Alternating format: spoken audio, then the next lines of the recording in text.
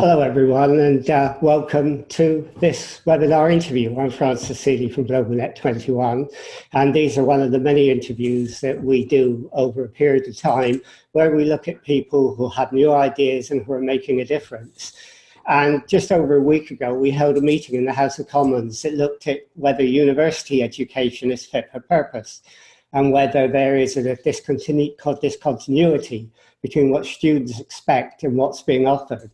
Well, we're going to carry this through tonight, and we've got Lord Knight of Weymouth, Jim Knight, I'm sure he likes to be called Jim, and he's going to join us, and I hope Rox Walters will join us as well from Education Beyond Borders, but she's not with us yet. But we've got Jim Knight, and that really is great. Before I start, let me say, if you are on this system, and on the webinar itself, please feel free to type in questions in the panel where I just typed in hi there, and put comments or questions. If you're following us on Facebook, on the stream on there, put it in the comment box below and we'll try and follow it. Anyhow, Jim, thanks for joining us, and I hope Rox will join us in a minute. Maybe first it might be a good idea for you to just tell us a bit about yourself and why you have this passion about education, and especially education in the new digital world that we're all living in now. Well, thanks, Francis, and it's a delight to join you. Well, I guess I was on my third career, having been had a career in theatre and in a very dull time selling telephone directories whilst being a local politician. But in my third career, I was a member of parliament, and after a year as a minister at DEFRA, Tony Blair rang me up and asked me to be schools minister, and that really ignited a passion and a love of education, which doesn't really go away. I started my day today with the General Secretary of the National Association of Head Teachers, who had run a couple of other trade unions before he ran this education union, and he said the same thing. This is a passion that will never leave him now, because you're essentially working with professionals who are creating the future, who are changing children's lives and nurturing the next generation, and that is infectious, and that's now the driving passion that I've had in the intervening 13 years. I did have a year out as employment minister in Gordon Brown's cabinet in 2009-10, but that did allow me to connect the dots between what we do in education and what happens in the labour market, and has meant that I've got an interest that extends from what the Americans call K through 12 education into skills and adult learning and through into universities. Okay. And its relationship then to the labour market. Okay, I see we've got Rox on with us now, and I hope we can hear her. Can you hear us, Rox? I can hear you both, Francis. Okay, that's great. Well, can you tell us about your passion for education? Why did you get involved in Education Beyond Borders? What is behind your real interest in this? I actually come from a family of long line of educators. So my dad taught in the Polytechnic from where I'm from. My uncle was the Minister of Education in Barbados, and we've always had very strong views about education that I've grown up with. Most members of my family came to the UK to study one subject or the other, and they're very proud of having studied here in the UK, returned home to set up our education system back at home. Barbados does have a university, the University of the West Indies. And we've always understood that it's very important to be educated so that you can be productive members of your society. I was quite excited to come here to study architecture for lots of reasons. And it's just always impacted on me what a massive opportunity. There's so many different universities, so many different subjects you can study here in the UK. There's so many opportunities that are available to you. Some people say if you want them, you can have them. Okay, let's go on, else we won't get through the whole set of questions, which I think, we've got a lot of things, I think, that interest people. So I mean, we had a meeting in the House of Commons, and a lot of the students there showed a lot of dissatisfaction to the way universities are going in terms of diversity, in terms of safe space and many other issues. I mean, you know, given your own experience, Jim, is this something that you can understand or you can connect with? Sorry, can you just repeat that question? I mean, there seemed at the meeting in the House of Commons that many students were dissatisfied with what was being offered. Yes. So I connect with that dissatisfaction entirely, and I do so with some humility as the person who was the Minister of Schools for 3 years, and so to an extent my fingerprints are all over the education system if they were educated here in England. And yet I now see a school system and a wider education system that's no longer fit for purpose. I think we are living through dynamic times where we have new technology that is opening up access to information, and you could argue knowledge, and certainly a system that's still based around knowledge transfer rather than knowledge discovery and knowledge creation, is one that is out of date. And I have a great passion and connect with others around the world in my desire to try and change it and shift the paradigm on somewhat. And, you know, Rox, you were at that meeting, and is that something you identify with what Jim has just said? Many students were talking about, you know, universities should not just be about jobs, they should be about knowledge transfer, development of ideas, personal development. And do you see universities as going away from that and we should go back a little? Yes, I mean, like I said, I think I mentioned to you earlier before, we have about 3,000 students in our network. And I hear from lots of students during the week, and they do express those kinds of views. The fact that they're looking for an education that you can take anywhere with you in the world, or that you can deal with the challenges that are coming up in the job market or just in your future career. And there are many of those. So yes, there is that discontent being voiced.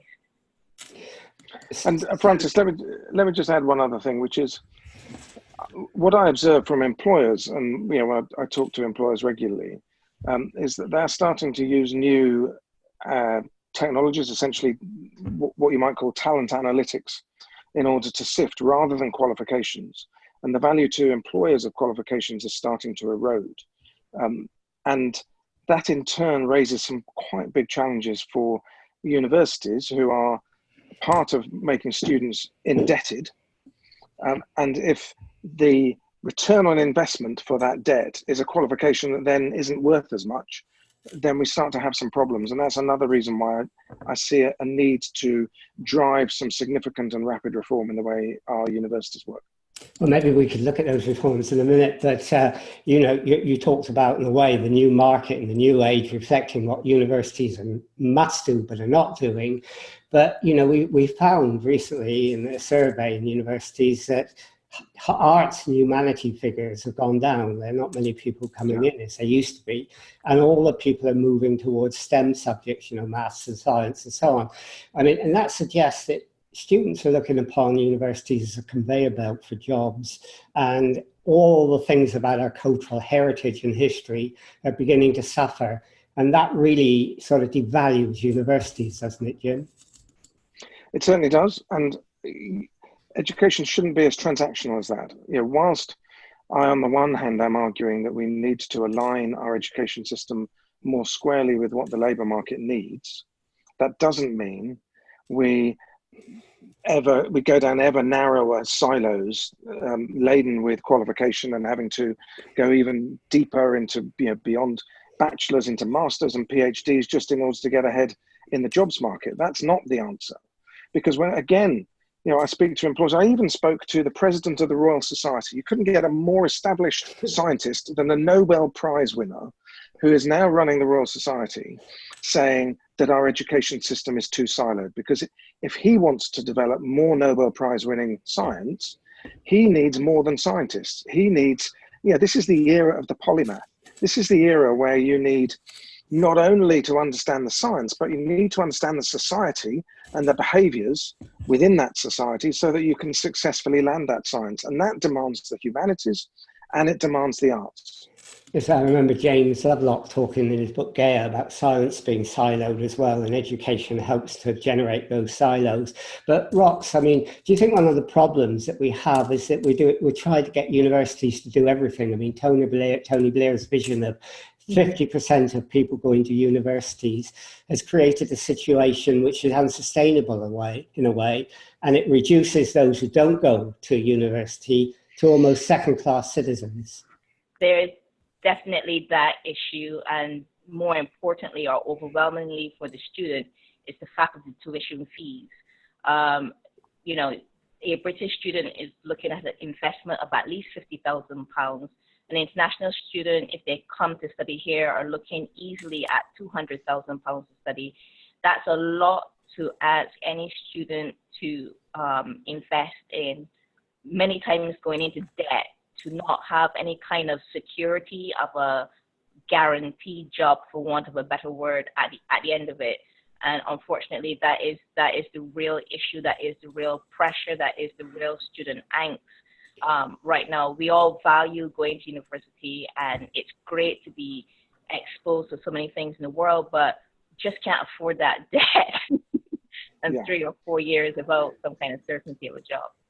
And just to chime in, Francis, on that, I was recently talking to a family friend who has just finished his master's at Imperial, having studied physics at Oxford, but he's from Wales, so the Welsh government paid 2/3 of his tuition fee, so it's less than his English friends. But I didn't ask him about how much his debt is as a big sum. I just said, what's the repayment look like?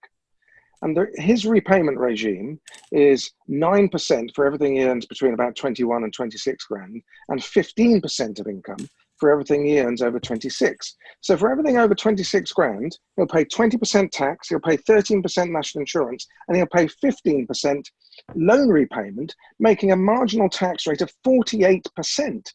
That is unsustainable. It is just simply not fair. And is that why, Rox, that many young people are saying, you know, because it's not sustainable, university is not cost effective for me. I can do better. I can get a better income if I do something else. Yes, absolutely. That is the nut of the issue there, I think, from the feedback we have from the students in our network. Absolutely. And one commentator has asked a question. He's saying that universities don't really equip people for the outside world, not just the general world, but it doesn't even equip them for the professional environment and the world that they're going to go in. I mean, is that another criticism you would have some sympathy with, Jim? Well, yes. You know, I'm an employer. You know, I work I'm one of the chief officers of a business that employs 600 people. And, you know, I've moved away from stating on any kind of job description that you have to be a graduate. I don't think that's relevant. I'm more interested in understanding what people can do, and if their qualification is such and such. Now, I've then also been part of driving much more learning and development within work.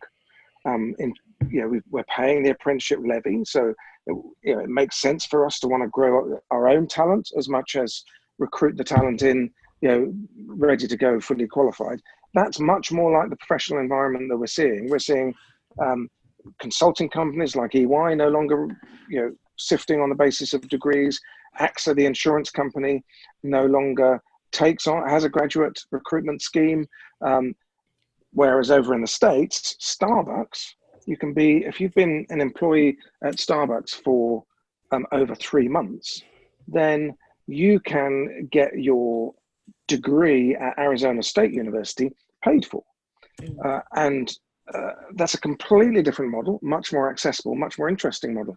So that environment is changing. And then within the narrow definitions of profession, I also think we now need to, yes, we need to drive people into higher levels of learning that you'd naturally associate with higher education, but we need much more flexibility.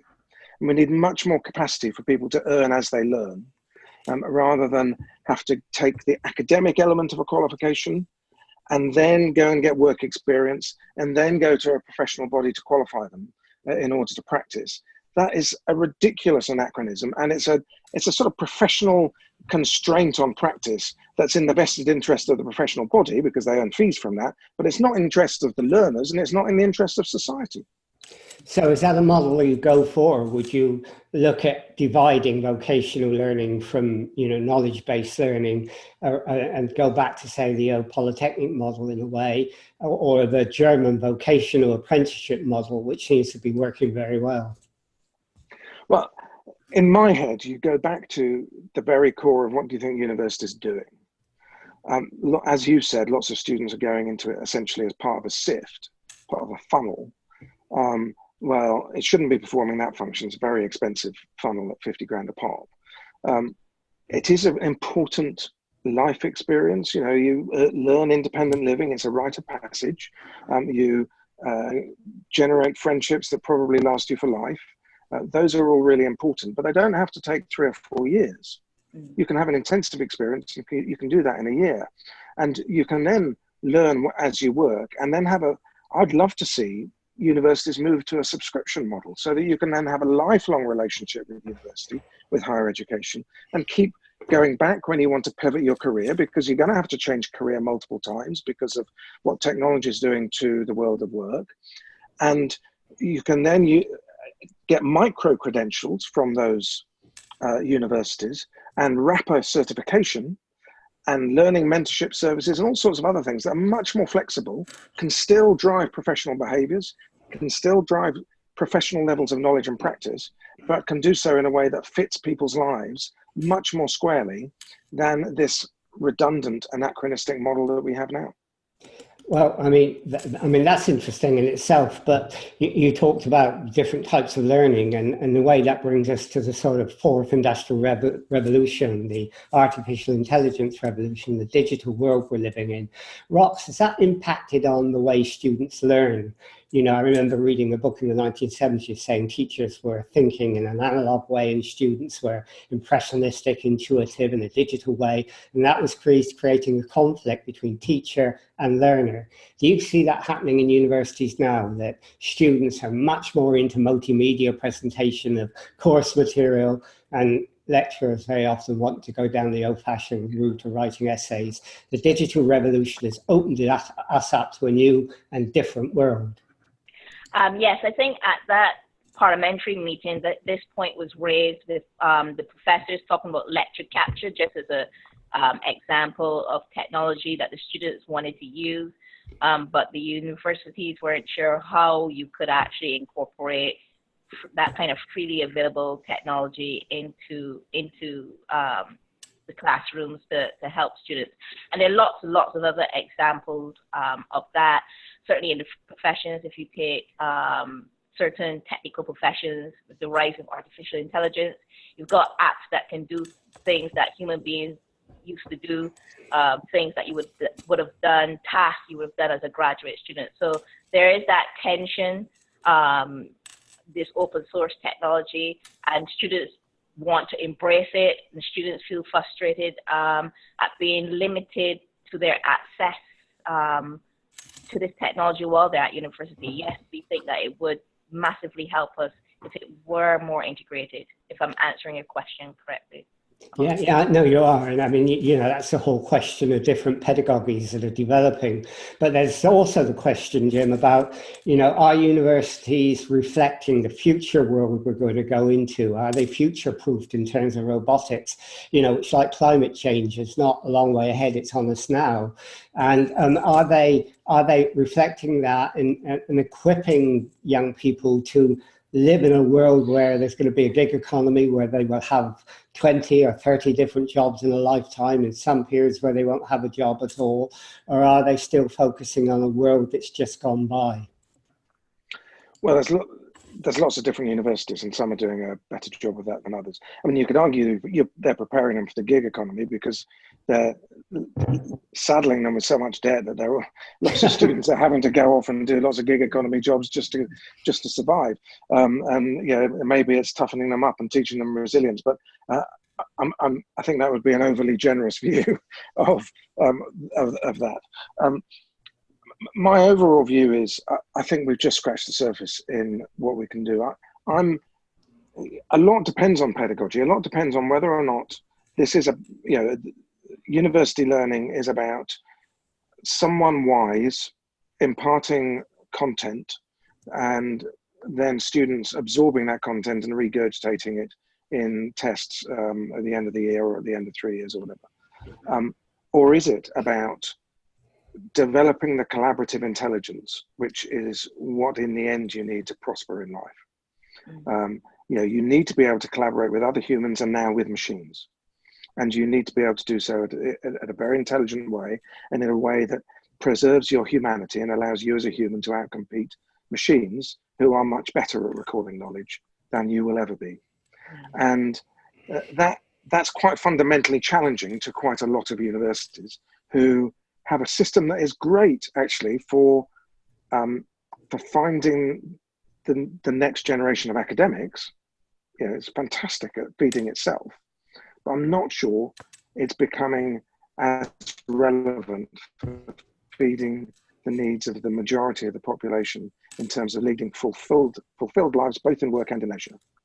I mean, you talk about this collaborative environment of learning, which is really important, and how collaboration in future life is important. And universities may be beginning to do that, but are they actually practicing it themselves? I mean, the new digital age, you talked about silos earlier, and in a way universities can be silos. And, there's no need, with the digital age means they can work together. They can have self-organized learning groups. Students can work from home. You can have a lecturer lecturing now using this technology to 10 different universities. In other words, there's a whole scope in the digital age for a different type of delivery system. And do you think universities are geared up to that? Yeah, I was recently lucky enough to spend a little bit of time with a Ghanaian guy called Fred Swaneker. And Fred did well in education. He went to South Africa to work for McKinsey's, did very well with McKinsey's, and then left a few years ago to form a new higher education establishment called the African Leadership Academy. And Fred's vision was, well, by 2035, I think it was, 40% of the world's population will be African. And the opportunity for Africa is extraordinary if there is good leadership. And he decided to build a leadership academy to educate the top 5% of talent in Africa. And the way he is doing that, he currently has a campus in Mauritius and one in Rwanda, but he's moving away from a campus-based system to one that is much more flexible in terms of place so that it can go to people rather than have people come to it. But it's a problem-based curriculum. It's not a subject-based curriculum. So his students are learning to solve societal problems together. And he's then developing this talent, which is being lapped up by consulting companies like Bain and Boston Consulting Group and McKinsey. And he's showing all the signs of success and all the signs, crucially, of leapfrogging our Western system and creating something that works really well for his continent. And it's so exciting to see that. And I just wish we could have the open mind in order to go and learn from some of that and take some of that on. And there's a friend of mine, Ed Fido, who is starting to do that in East London. So he's building a new private university, again, with a problem-based degree that is cross-disciplinary and embracing the age of the polymath. I mean, is that sort of flexibility something you would welcome, Rox? I mean, do you see universities very often as these silos, and that collaboration between them and having, like, Jim has mentioned, a leadership college university institution to look at one particular thing, and a lot of it, innovations like that developing is a way that something that you would welcome, something that might be the way forward?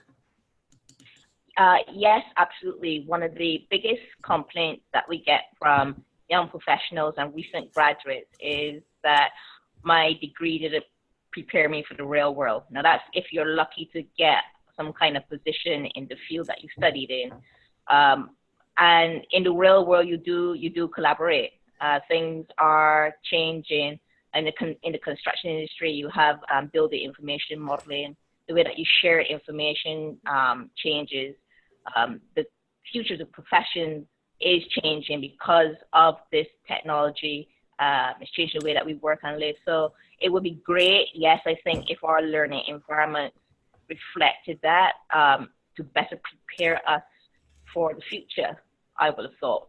And, you know, we had someone who's just come on and ask Farwa, saying, you know, should we also change the exam system and create learning outputs that are different and not just based upon examinations, because exams help to create and keep and extend the silos that you talked about, Jim? We definitely should. There's a fantastic book by a Harvard School of Education academic called Todd Rose, which is called The End of Average. And Todd there examines standardization, standardized tests, and the sense that we all need to be compared against an average in order to benchmark ourselves. When, you know, the reality is it's now much easier and it's more credible to compare ourselves against ourselves. You know, are we getting better? Are we being stretched? Are we improving? Are we learning more? Talent analytics that employers are using will allow us, you know, be us employers or other people, to see what we can really do and understand the value that we can create in our societies, in our families, in our workplaces. We don't necessarily need this artificial hurdle of examinations. You know, Finland's one of the most successful school systems in the world. It has a set of exams at 18. That's it. Doesn't have any other public exam, and it's one of the best in the world. We need to challenge all of these things. We need to really question what the role of an examination is. If I'm going to a doctor, yes, I kind of really do want to know that they've got the knowledge, and they're not relying on YouTube and Google. So I think there are some areas where you do want to test that there is enough basic foundation of knowledge for someone to be able to practice. But for many other things, we don't need the exam. We need the assessment of an expert who can observe, as you do in a music grading exam or a dance grading or a drama grading exam. You have an expert assessor who observes what level that person is performing at and gives an expert subjective assessment. Yeah, we actually did a meeting in Conway Hall and we brought in via Skype the ex-Minister of Education from Finland. So we learned a lot about their system, which was, you know, really enlightening for a lot of people. So, I mean, if we were to make some major changes, because we're getting close to the end of the interview now, and if you were to make sort of 1 to 3 recommendations for major change, what would yours be, Roxy? I think all the points you made today are very valid. I think we need to go back and look at the courses students are taking and why, and then that can inform our decisions. And we need not to forget international students, and we need not to forget EU students, why they travel abroad to take the courses that they do, whether they're humanities, art, vocational, and then look to understand what we actually need from those courses to make those changes. I think for me, that's the most important thing. Okay, so that's the most important thing for you. And Jim, what would be the things that you would change if you were given the portfolio of education again? I would want to challenge the vice chancellors of our universities as to whether or not they have the right business model that really serves the needs of learning, or whether they're just self-serving for them as academic communities. I would be asking our policymakers whether or not they have started thinking about what an education system would look and feel like if we didn't have qualifications, if we were using analytics instead. And I would be asking questions of our teaching workforce, which is crucial, because as much as I believe in technology and the power of technology, we need to enhance the workforce with technology, not replace them. But the workforce also need to ask themselves the same sorts of questions. Are they really meeting the needs of learners? Are they wrapping education around each individual? Or are they organizing them to serve their needs as the producers of the service? And then I'd be very interested in that. Okay, I think we're losing you. We sort of had a bit of dropout then. So let me sort of finally ask you both, and particularly Rox, because you belong to, or you started Education Beyond the Borders. People wanted to learn more about what you were doing and take that forward. How do they get in touch with you? The best way is to find us on Facebook at the moment. We're Educating Beyond Borders. And you can reach us, send us messages there. We do have a website as well, but the best way right now is via Facebook. Okay, so Facebook, and if anybody wants to contact you, Jim, I guess would they do that through your parliamentary email? Yes, if they go to the parliamentary website, they can find me and send me an email, and I welcome all the feedback. Okay, yeah, and it's easy to do, parliament.uk. If you go to that and you That's right. tap all the MPs and members. Yeah, I mean, the email address is knightja@parliament.uk. Okay, so if anybody wants to follow that up, please do. Anyhow, I mean, this is a discussion that could go on and on, because we've only just touched the surface and there's so much that we could have talked through, and maybe we'll follow this up with more webinars and more discussion. But thank you both for coming on and for doing this. It's been great, and I'm glad, Rox, you made it on at the end at the last minute, but better late than never, you got there, which is great. So thank you both. Thanks, Francis. And it's been Thanks very much. It's been a great webinar, so we'll stop this webinar now.